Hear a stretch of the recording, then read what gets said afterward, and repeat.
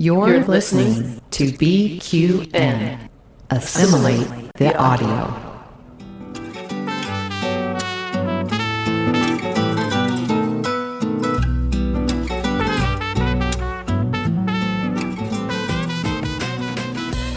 Welcome to Cinema Z, a film discussion and review podcast on BQN. We're here to showcase the films you probably missed out on but should definitely check out. From independent and obscure to art house and absurd, each episode we'll gather perhaps with a cocktail in hand to discuss it all. I'm your host, and with me today is Mark. Mark, long time no see.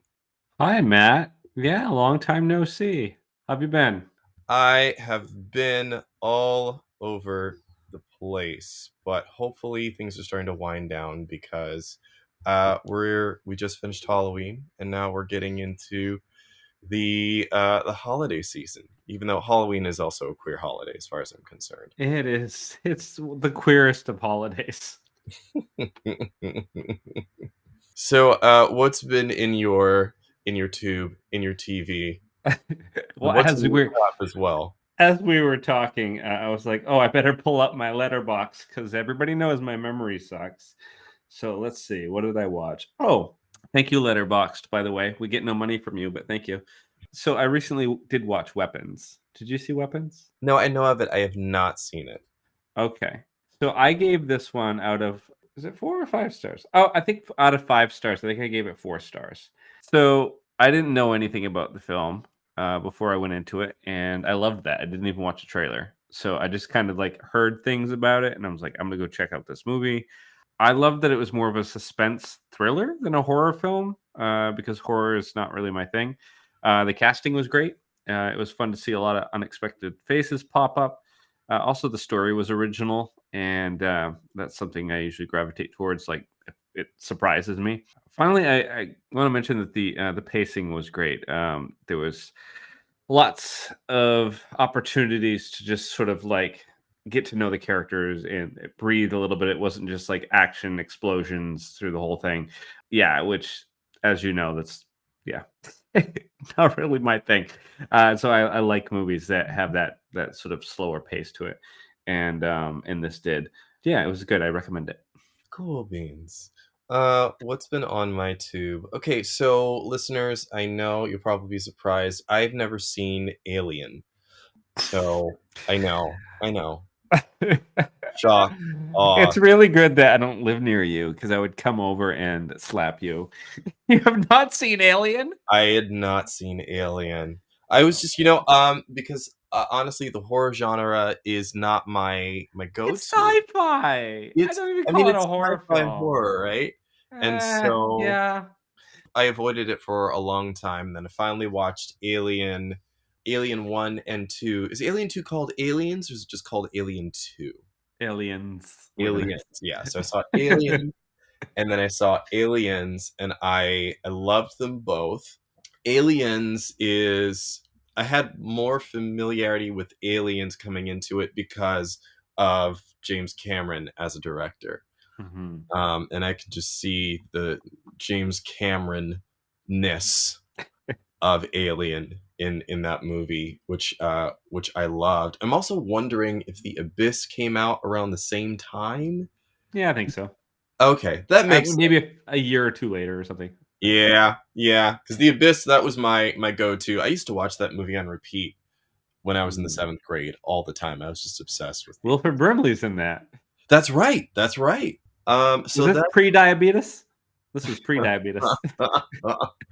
So that's what has been in my tube. Matt, you drinking anything? Oh, no, because I have to drive. Oh. I have to drive, so I'm being responsible. Well, tonight's episode of Cinema Z is sponsored by Down East Hard Cider. And I'm drinking a limited edition. This is caramel apple cider. That sounds amazing. And it tastes just like a apple dipped in caramel, but as a hard alcoholic cider. It is quite tasty. I am so jealous. Oh my god. Wait, that brand is specific to your location? Can I find Down East? I mean, you can... Down East is... I mean, it's Massachusetts brand. I think the brewery is here in Boston, but Ah, you can get it everywhere. I believe you can get it probably out in California. I'm sure you can. okay. I mean, it's a big, big Yeah. brand. I'm gonna start looking because I don't drink beer, but I do drink cider. Mm-hmm. I love Their cider is the bomb. it pretty freaking amazing from what it sounds like. So I'm gonna try that out. Listeners, we are here to discuss a great film, especially coming off the heels of Halloween. I had to pick this movie. We are going to be discussing The Blackening, written by Tracy Oliver and Dwayne Perkins, directed by Tim Story. This film follows 7 black friends on a getaway trip to a cabin in the woods. Boom, boom, hey ho, hey, where they are trapped by a killer that tests both the strength of their friendships and their blackness. So, Mark, why did you want to watch this movie? Well, I wanted to watch it because, well, obviously you recommended it, and you typically recommend some bangers. Like They Cloned Tyrone. That was your pick, and it was a black film, and it was amazing. We did Nope, and that was black film. That was amazing. I'm like, you have a track record of picking like these really great films with predominant black casts, and I was like, oh, this might be another one. So let's get excited. Why did you want to watch? I saw the trailer and I saw a bunch of black people. I mean, obviously, we had the Jordan Peele films a year or two before that, putting black people in the horror genre. I think the satirical and comedic element of this was something that I was already turned on by after watching movies like Dear White People. And I think They Clone Tyrone came out around the same time as well, maybe the same year. Also, I mean, the cast is great. But I saw the trailer and then I saw the artwork for the poster, and I think the artwork for the poster said "We can't all die first." Um, That's clever. when I read that, I said, "Oh, okay, I'm going." So that is why I initially I went to the theater and I took my significant other who's white to go see it with me, whom actually loves horror films. And so I told him, look, we got to go see this. There are probably going to be references that you don't understand. It is okay. I can break it down for you and we can talk about some things. But that's why I wanted to watch Cool. I didn't know you saw it in the theater. That's great. it. Did I saw it in the theater? A theater. Theater. This film is, as I mentioned, it's full of black culture references and subtleties. There is the cookout reference. You've got one of the characters who's like pouring a pound of sugar into a mix of Kool-Aid, which I always used to think was just something that I would see at my 4th of July family gatherings when I was a kid. I was surprised to see it pop up on the screen. I just didn't realize it was just part of part of black culture that much. I think it's to be fair, I also think it's part of Southern culture as It's oh my well. god, sweet tea. Sweet tea. Yeah, like it's hands down. So, it was nice to see that. I mean, the playing of spades, because that's constantly mentioned throughout the movie, and Mhm. the character Clifton ultimately gets ostracized because he doesn't know how to play spades with the rest of the characters. But even the history of spades in the black community dated all the way back to the 1800s, to the time of enslavement, and it was originally an element of the game came from a game in the 1800s known as bid whist, which was created by enslaved Africans who adapted that game from a game called Whist and Bridge, which was from the white slavers. Long story short, the game Bid Whist that was created by the enslaved Africans was pushed further and further down into the generations and passed down until it eventually evolved into spades. I thought that was really interesting. I enjoy the physical and nonverbal communication that's been put into this movie as well, and that's another staple of black culture, but also to me other marginalized cultures as well. Like, I think that in Black cultures, there's always like a nonverbal communication. There's a look. I think queer people definitely have that. I think women have that too. There's a great little blurb from the National Museum of African American History and Culture that kind of talks about physical and nonverbal communication. And I'm just going to read it really quick. African American gestures are distinct ways to communicate thoughts and feelings without words. These gestures can be quiet and elusive or vibrant and confident.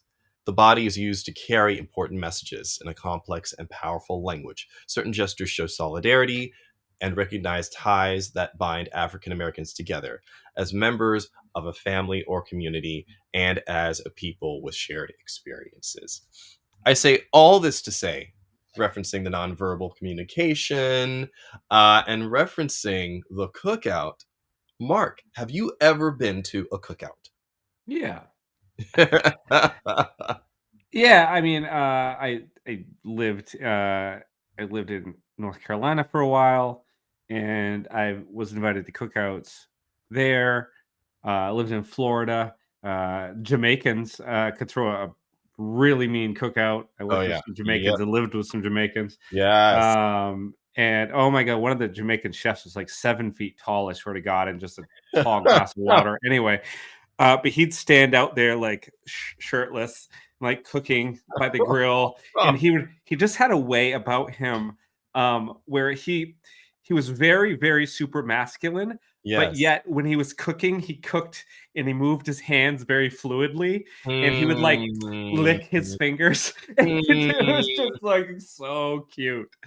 Anyway, yeah, and then of course my partner is from Haiti, and I've been invited to a cookout or two at his parents' house. So yes, I have been to a few, and they are parties. They are definitely parties.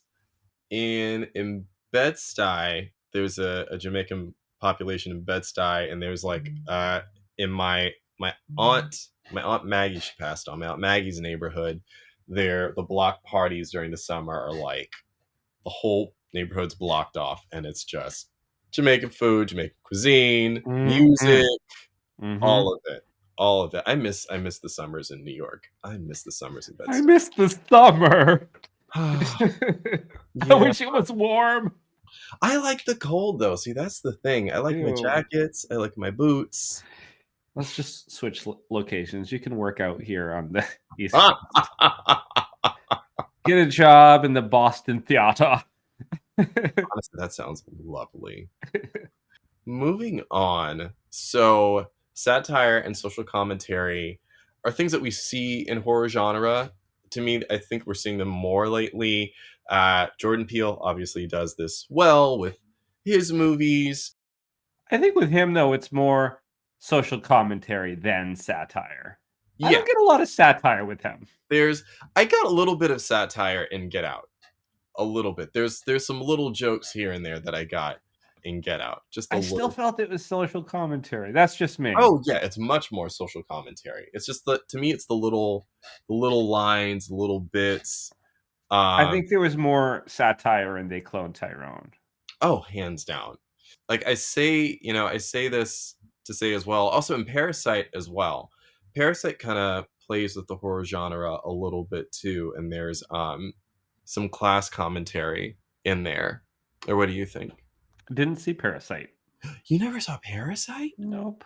Really? Yeah, missed that one. I think you would like that one. I'm kind of surprised. Probably. I think you would like Parasite. But, I say that to say, is this something that, has always been there? Do we think that this is a trend that's happening? I'm also not a horror film person, so that's why I asked this question. Well, I do think that Jordan Peele bust the door open as far as that's concerned. Like, there wasn't like any Black made produced horror films, and if there were, like, I didn't hear about them. Like, they weren't on the mainstream in the same way. And I think the cultural impact of like the films that he's been doing has really like like I said, busted the door open. And so now a lot of these other filmmakers are able to come in. Like I said, they cloned Tyrone. I keep bringing it up, but that one, I kept saying this is like a Jordan Peele movie, but it wasn't. But Yeah. like it was that same like kind of idea, that same quality. It's just given this space. And so now you have all of these other people, very, very talented directors and writers and creatives and actors and actresses within the Black community. They're like, yeah, like finally, like we can tell stories that you have never even thought of before, you have never seen before. You just wait, and they're coming out and they're doing that. But yeah, I think that I definitely think Jordan Peele was the first to like swing that door wide open for everybody. Yeah, I have to agree. Moving on to the character of Clifton. I mean, like, I identify with Clifton being the blurred, being the nerd, and he was. Did you? I did. Okay. I did. Obviously, not like the 2-time Trumper voting portion of him. I was gonna say there's some problematic elements for that character. There's definitely some problematic stuff, but initially I remember feeling bad for Clifton at the end of the movie because he kind of gets driven. He gets driven to the crazy place. I just had a thought. Clifton is like Steve Urkel if you spelled Urkel with 3 Ks. Yeah, he absolutely is. He's the KKK right. Urkel. He's like the dark version of Urkel. Like if Urkel went, I don't know, sunken place Urkel. Yeah, I think you're right. I think you're absolutely right. I mean, he gets ostracized because what is it? They're playing the game of spades 10 years ago, and someone takes his black card, and there's always like those little cultural tests, if you will, within the community of like questioning your worthiness of being whatever. So, I mean, just for funsies, like obviously there's, playing spades in the Black community. That's one that's referenced. There's others like being queer enough for are you queer enough if you know this? Are you man enough if you know this? Are there any like other little, and this doesn't have to be sad, this can actually be fun and funny, but are there things in your past that you've experienced that you're like, oh, I guess I don't know that much, or oh, this really is throwing me in for a doozy in terms of my queerness or my.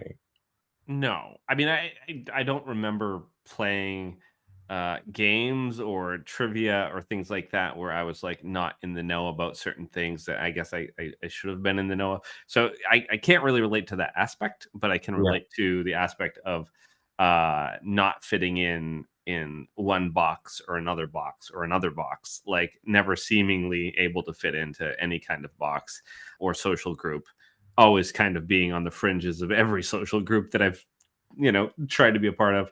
I could relate to that. Yeah, I have to say for myself, I remember earlier this year I was going with some friends to a party, and I guess Lady Gaga had just dropped a new album, and so I'm in the car with my friends in the back seat, and I'm listening to this person. I'm like, oh yeah, I don't even know who this is. And my 2 friends who happen to be queer sitting in the front seat, they turn and they look to me with such disgust and disdain. They said, it's Lady Gaga, it's her new album. And I said, I'm so sorry. I had no idea.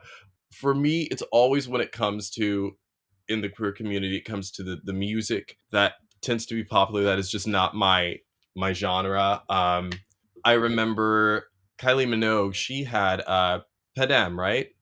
The song Padam, which was. Oh yeah.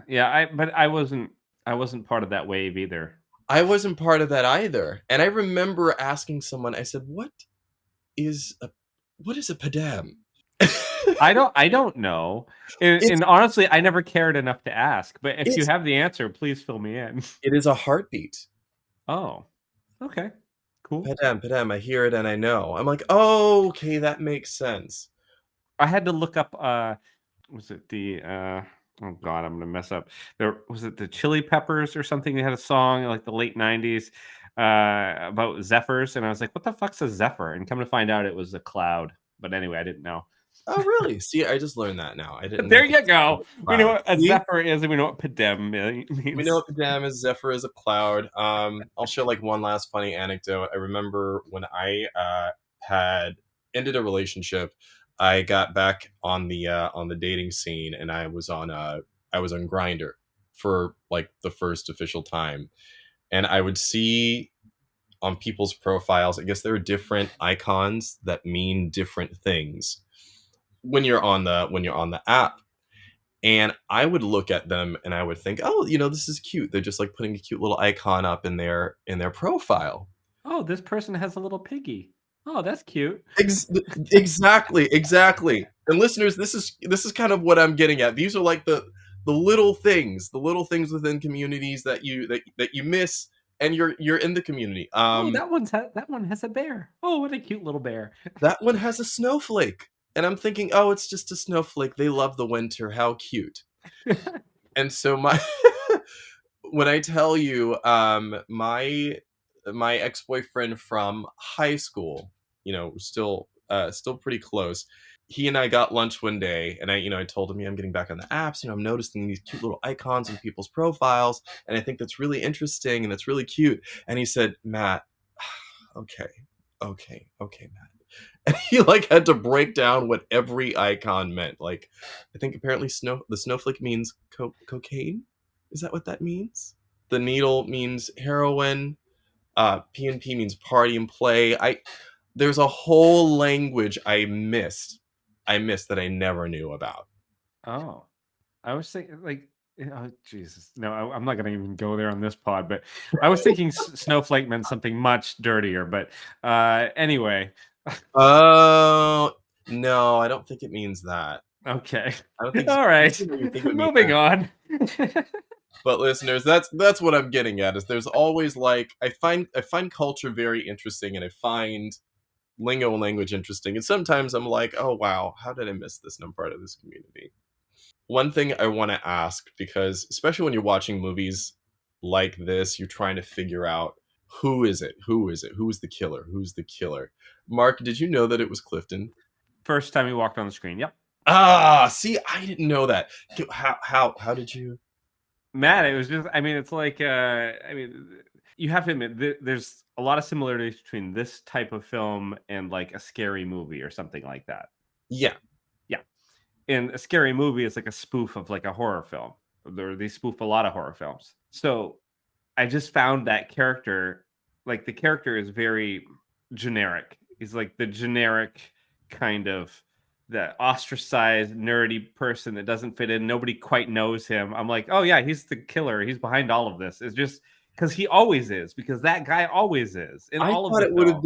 I thought it would have been too easy. I thought that was too easy, and no, so they just laid it out there. That's who it is. And then it was a big reveal. I was like, yeah, well, there you go.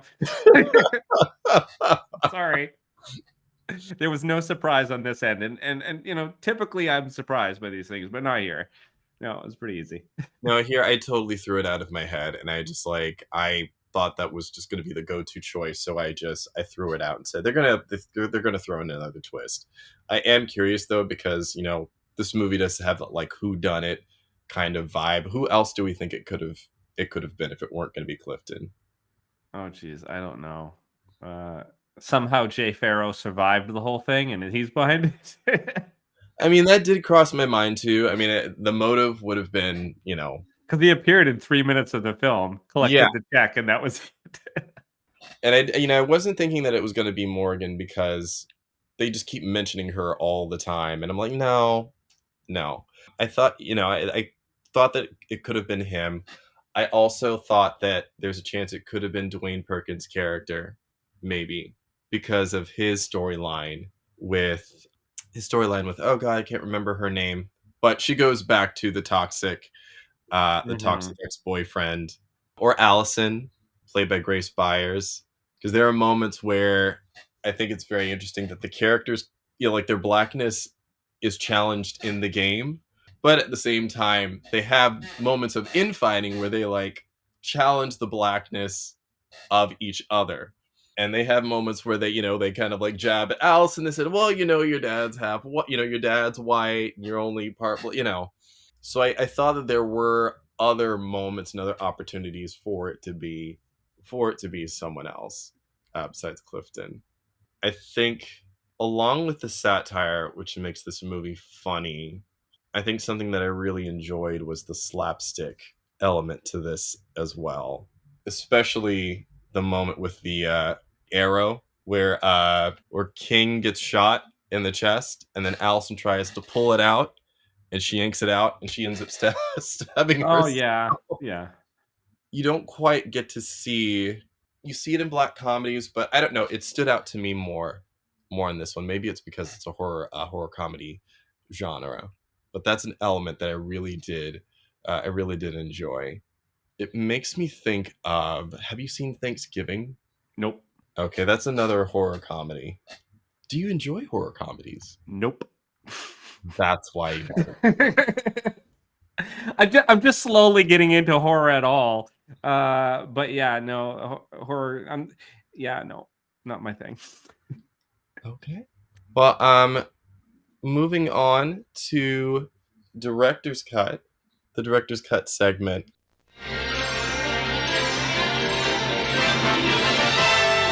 And now we're pleased to bring you our feature presentation.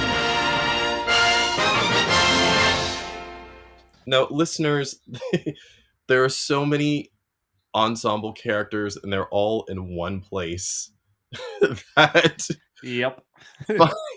and Mark, poor Mark, I put Mark through enough in the last two movies that I've picked where we've had to play 4 or 5 different people. I did it to myself last episode. I was 3 gas station attendants. I was a hitchhiker, and I was an old woman.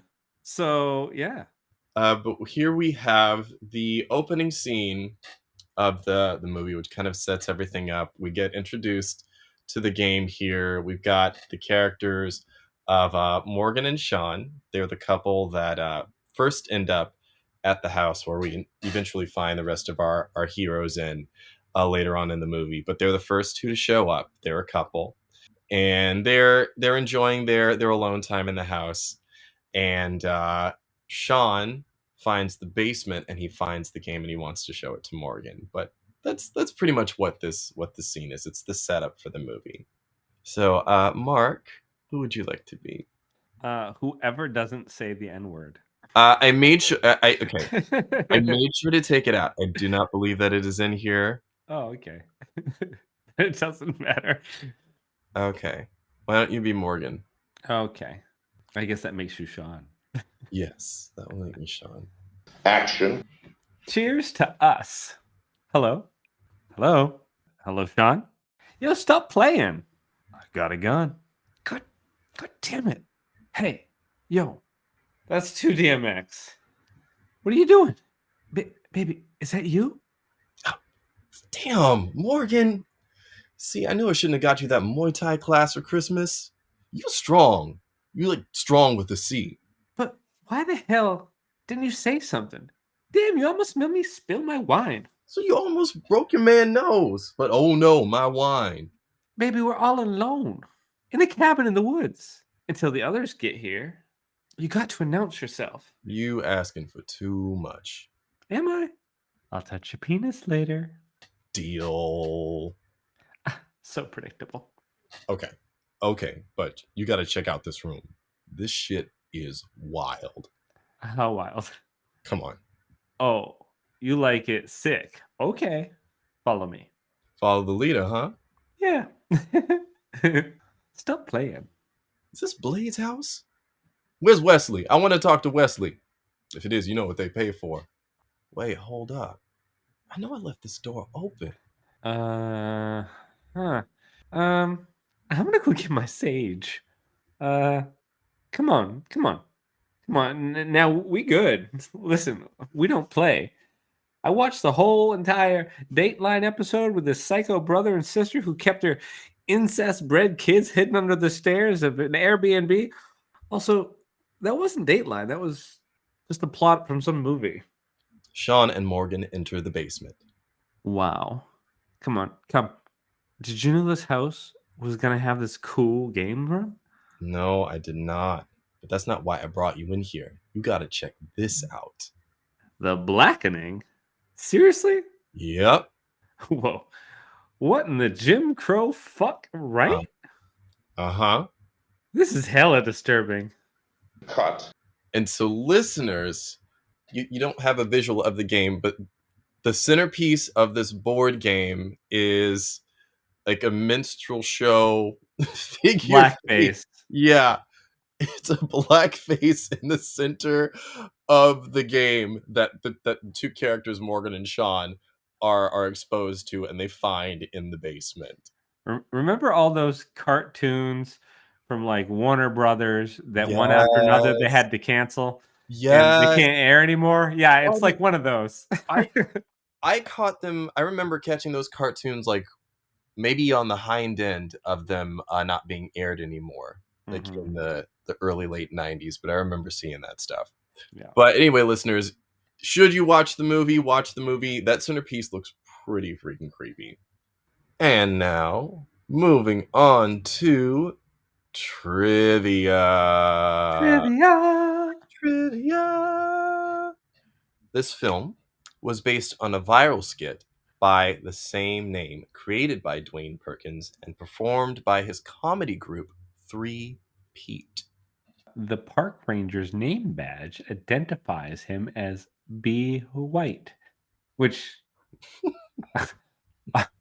ironically is my grandfather's name.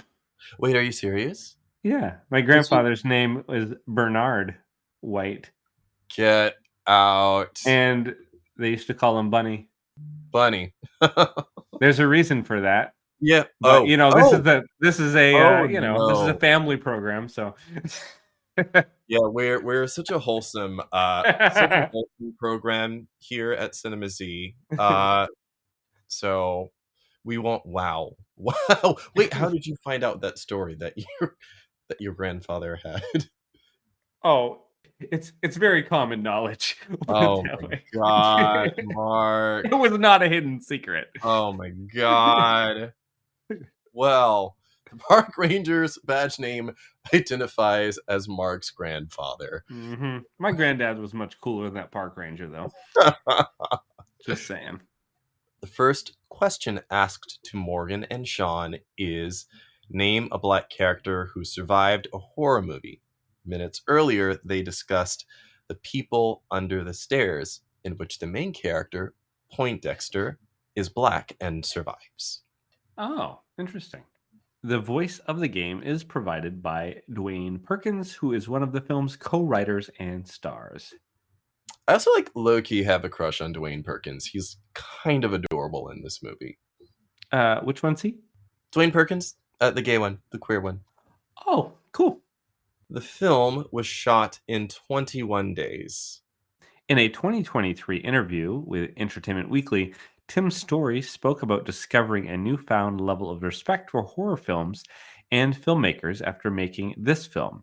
I guess there was always a respect for them, but they're fun to make. They have their own rules, just like comedy and drama have their own rules. But I must admit, I became even more of a fan of the genre. I've always given so many of the directors respect to the genre, but you just have to give it a little bit more because to truly pull off something that is terrifying is not easy. You've got to go someplace and sometimes hold on to that shot longer than I'm used to. Then, as far as the sound and music, not tipping your hand too soon. There's a bigger respect that I've gained for my peers that have come before me in making this. I need to look up some other stuff that Tim Story has done. I think the first time I saw any of his work was when I was 17 and I saw Fantastic Four when it came out years ago. Yeah, I'm not familiar with any of his work, I don't think. Yeah. All right, so rewrites. If you could change anything about this movie, what would it be and how? Well, I said it earlier on in the pod when we were talking about the one character. What was his name? Is it Curtis? Clifton. I know Yeah. that's the name. Clifton. Talking about Clifton. I think that his character just seemed the least realistic, the most I don't know. spoofy. Like I couldn't imagine that person actually being like a real person. And I think that's why it kind of blew it for me at the beginning. Like I guessed that he was going to be the guy. Okay. Where I feel like some of the other characters seemed like, you know, that they were a little amplified, but you could meet these people and know these people. So yeah, I would just have his character maybe be less like KKK Urkel. I think if there would be anything that I were to change, I wouldn't have Clifton be the killer. I would have it be someone else. See, that would have surprised me if it was someone else. I didn't like how Clifton was treated at the end. I mean, yes, he voted for Trump twice. I get that. I just think it sucked to know that he was ostracized at the beginning of the movie, like off screen, 10 years ago. And then, you see it happen again. And I think for me, that's, I would have done something different. I mean, overall, the tone of the movie, the satire, the comedy, all that stuff I love, but that's the key element that I would have changed. It would have made me enjoy it more. Standouts. Is there anything about this movie in terms of character, story that really stood out for us that we wanna give a nod to? I think the concept was really original, the concept of the story, and I liked the set design. I thought was cool, and the props, like the game itself, like you were saying, was extremely like uncomfortable looking. Every time it came on screen, the game itself was almost like a racist Jumanji. That's a great way of putting it. That's exactly, yeah. Yeah, and I was like, that was in itself part of the horror of this film, was like whenever that face came on, so you just want to look away, like, oh. So I think that they did a really good job visually with this film. Yeah. Standouts for me, I remember the first time that I saw this movie and really being inspired by the writers, Dwayne Perkins in particular, for being a queer person of color, and writing this comedic piece that manages to throw in all of these Black pop culture references to the Black experience, and put it in a comedy. I think the cast is great too. I think they all play off of each other really well. Really, really well. And it's very clear that a lot of that stuff is improvised too. A lot of those comedic moments are improvised. And improvisation is not an easy thing to do if you're not listening to each other. So I gotta give it to the cast, and I gotta give it to Dwayne Perkins for putting his stuff out there. So, final thoughts. On a scale of 1 to 5, 1 out of 5 arrows, what would you rate this, Mark? Oh, there's a lot of arrows being thrown around. Did you see a question for you? Did you see a backpack? Like, where are all the arrows coming from? Where were they keeping them? I did not see a backpack. Because no, the guy had one of those crossbows and a whole bunch of arrows. That was just something I thought of while I was watching. I was like, where is he getting all those arrows? A lot of arrows. Let's see. Matt, my friend, like I said, you have definitely enriched my life with a lot of films that I am very glad that you have enriched my life with. This not being one of them. I will give it at least an arrow. Okay. But it gets an arrow. I'm sorry. No offense taken. I think for me, I give it 4 out of 5.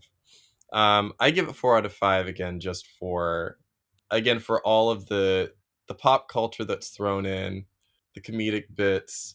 To me, there's a lot of history, Black history, if you go back and you look at the different things that they deal with. So I give it 4 out of 5. The only thing that would mark it down for me is the treatment of Clifton, and the way that character was treated. But everything else I enjoyed. And I do appreciate you watching it, though. And thank you for sharing it. What's happening on BQN? Well, here's a rundown of some podcasts that you won't want to miss. Beaming into all quadrants of Trek fandom, we have All Good Things, a Star Trek Universe podcast covering all of Trek. Galaxy Class, focused on all things Next Generation. Infinite Diversity, where you'll hear about all the newest Trek as it airs. Union Federation, a lively discussion of both Star Trek and the Orville. The Trek Book Club, blast off to the literary frontier of Trek's beta canon.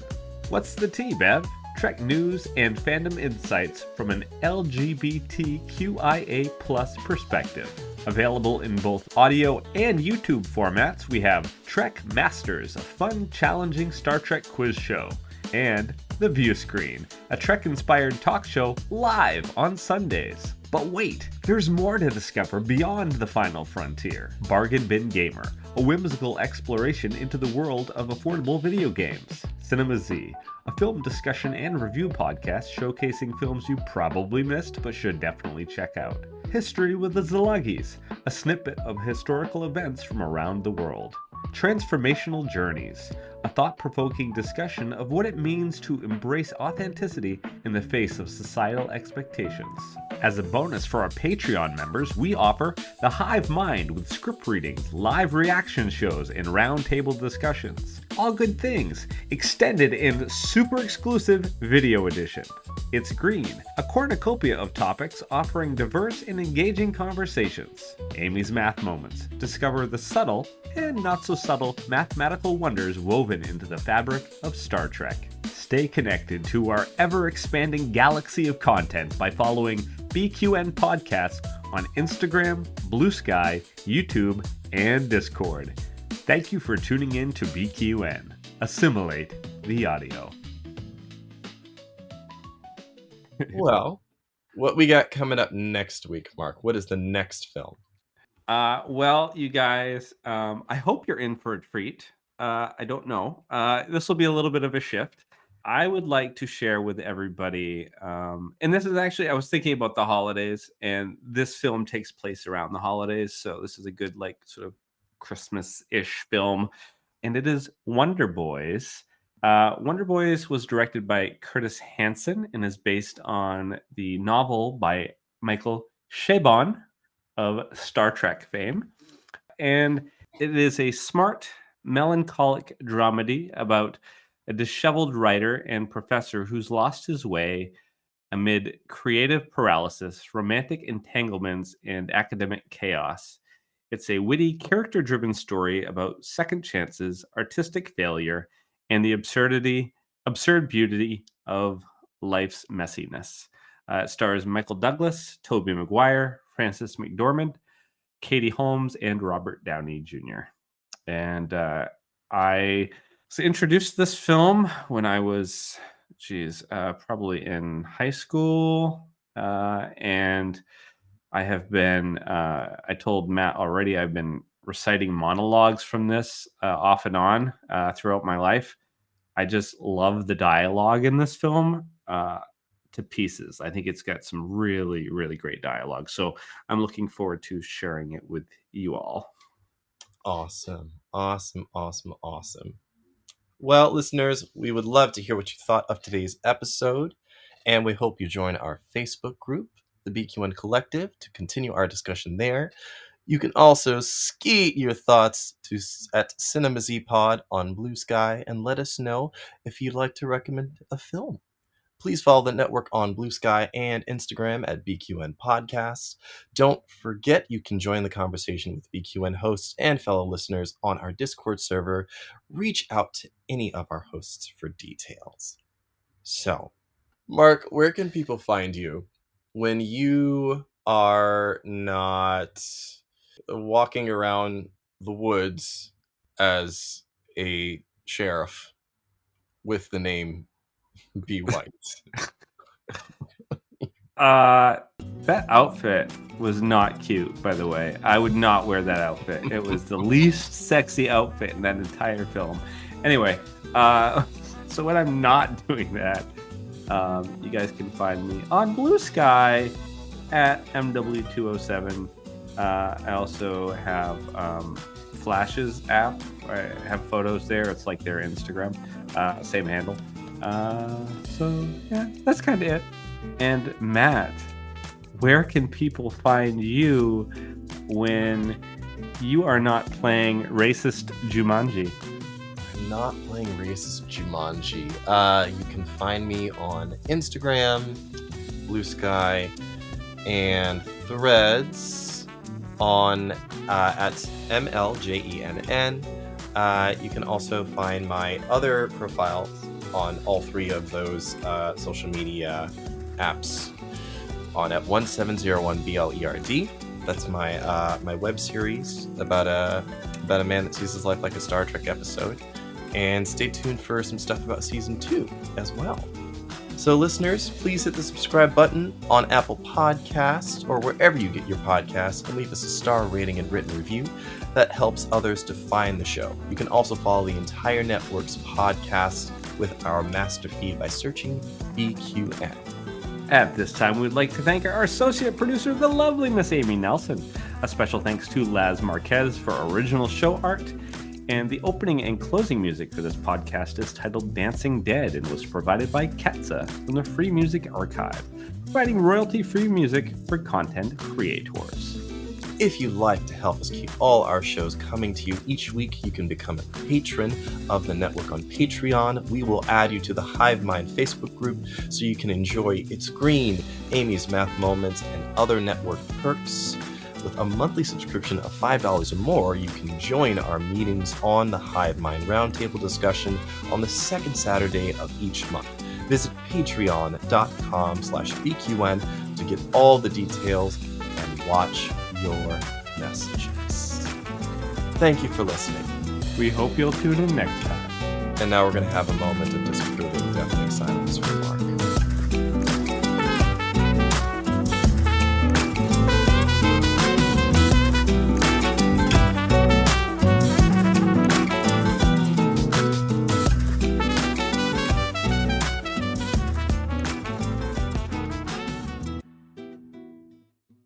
You got Rosa Parks on your shirt, right? Would she be sitting down right now?